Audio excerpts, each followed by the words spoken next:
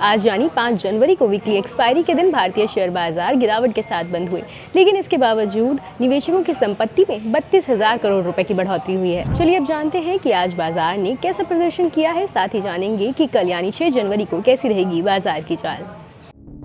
मजबूती के साथ खुलने के बाद कारोबार के अंत में बाजार 5 जनवरी को भी लाल निशान में बंद हुए। आज दिन भर काफी उतार चढ़ाव देखने को मिला। यूएस फेड के ऐलान के बाद मंदी का डर एक बार फिर से बाजार पर हावी दिखा।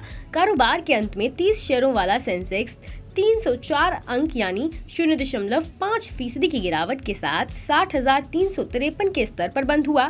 वहीं निफ्टी 51 अंक यानी 0.3% की गिरावट के साथ 18,000 के मनोवैज्ञानिक स्तर से नीचे फिसलकर 17,992 के स्तर पर बंद हुआ। 4 जनवरी को हुई मजबूत अमेरिकी क्लोजिंग और ज्यादातर एशियाई बाजारों की तरफ से मिले पॉजिटिव संकेतों के बीच 5 जनवरी को भारतीय बाजारों ने मजबूत शुरुआत की थी। हालांकि वीकली एक्सपायरी के दिन बाजार में भारी वोलेटिलिटी देखने को मिली। यूरोपीय बाजारों की कमजोर ओपनिंग ने बाजार में नेगेटिव सेंटिमेंट को बल दिया। इस बीच 4 जनवरी को हुई यूएस फेड की मीटिंग से ब्याज दरों में लंबी अवधि तक बढ़ोतरी का दौर कायम रहने के संकेत मिले हैं।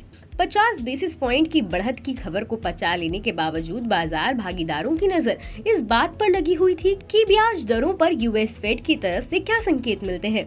लेकिन 4 जनवरी को जारी यूएस फेड के फैसले की डिटेल से बाजार भागीदारों को पॉजिटिव खबर सुनने को नहीं मिली।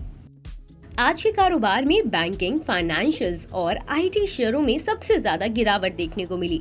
निफ्टी बैंक आज करीब 1% टूटा, जबकि आईटी में करीब 0.50% की गिरावट देखने को मिली।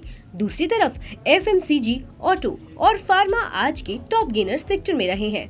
इनमें करीब 1% की बढ़त देखने को मिली है। इस तरह मेटल इंडेक्स में भी 0.8% की बढ़त देखने को मिली है।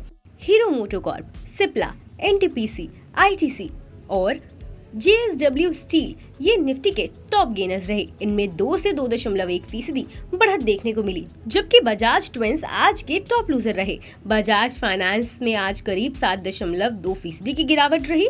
वहीं बजाज फिनसर्व 5.1% टूटकर बंद हुआ। इसके अलावा निफ्टी के दूसरे बड़े लूजर्स में आईसीआईसीआई बैंक, टाइटन कंपनी और इन्फोसिस के नाम शामिल हैं। इनमें 1.3 से 2.2% की गिरावट देखने को मिली। बाजार में आज भले ही गिरावट रही, लेकिन निवेशकों की संपत्ति में 32,000 करोड़ रुपए की बढ़ोतरी हुई है।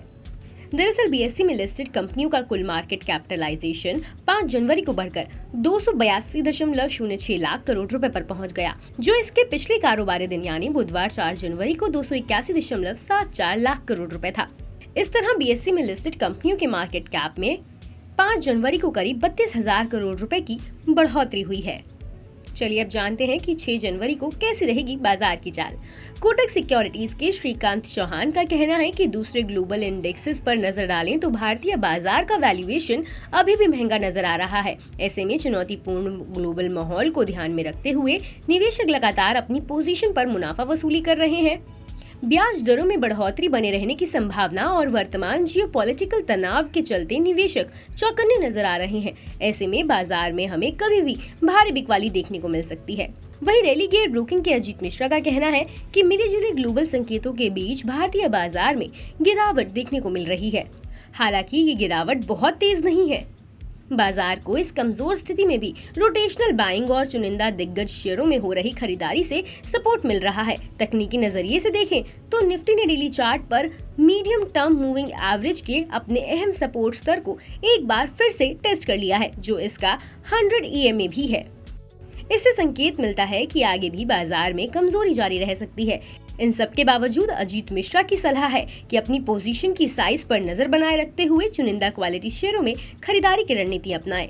बता दें कि मनी कंट्रोल पर दिए गए विचार एक्सपर्ट्स के अपने निजी विचार होते हैं। वेबसाइट या मैनेजमेंट इसके लिए उत्तरदायी नहीं है। यूजर्स को मनी कंट्रोल की सलाह है कि कोई भी निवेश निर्णय लेने से पहले सर्टिफाइड एक्सपर्ट की सलाह लें।